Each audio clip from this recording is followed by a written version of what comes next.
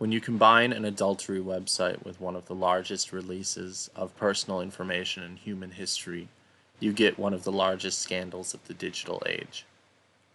Like Waco and Columbine before it, its name is lost to the scandal surrounding it. Ashley Madison is a name that now only evokes memories of a public and media outrage. Uncharacteristically, I will not be discussing the ethics surrounding this case. Adultery is something that has caused people a lot of pain and has very strong emotions for a lot of people. I would ask that for the duration of this presentation you suspend any judgment upon the victims of this attack.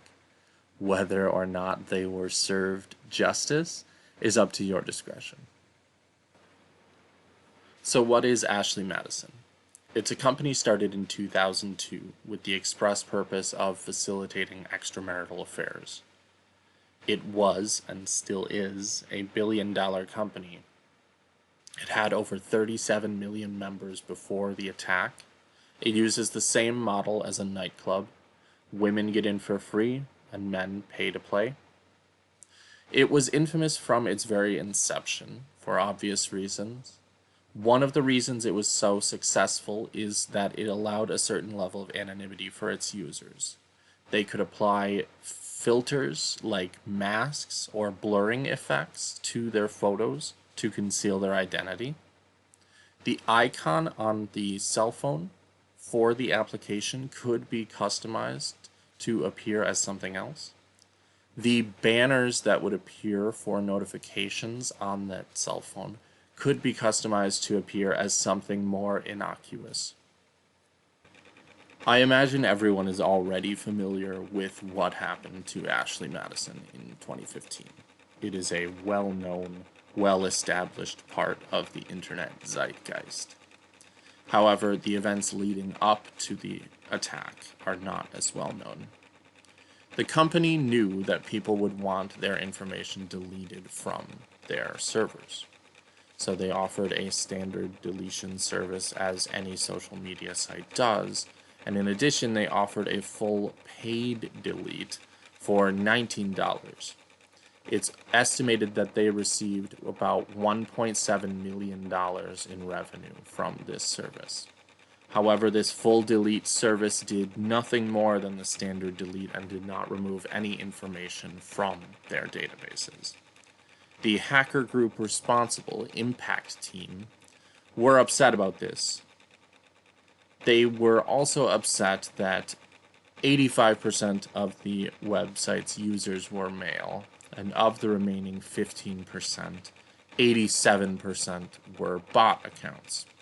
This meant that only 2% of the site's total users were living human women. The group Impact Team then broke into Ashley Madison's databases. No one knows how they did this.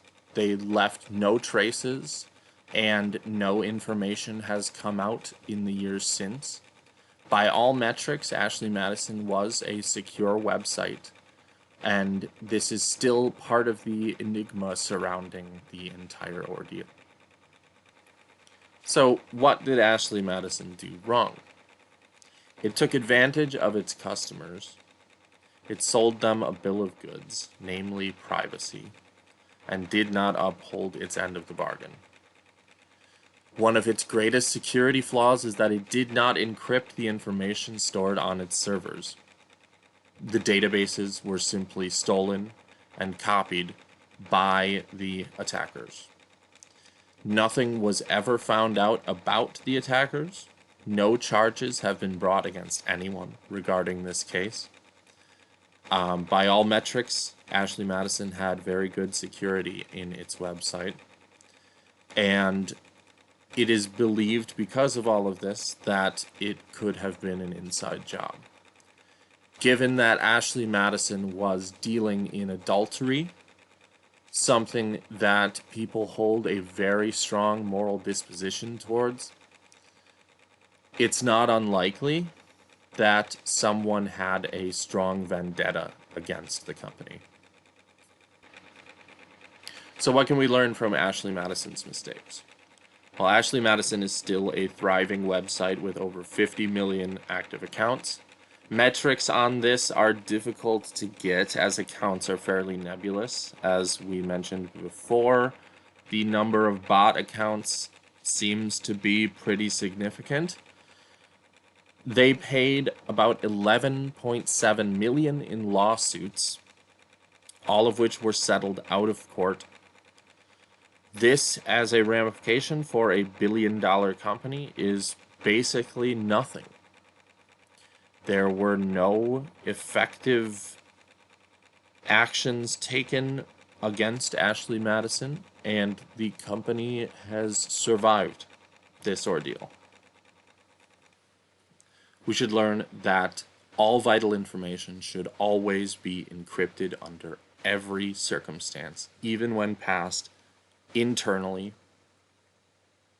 Users should be respected as individuals, and their privacy should not be a luxury for which they pay.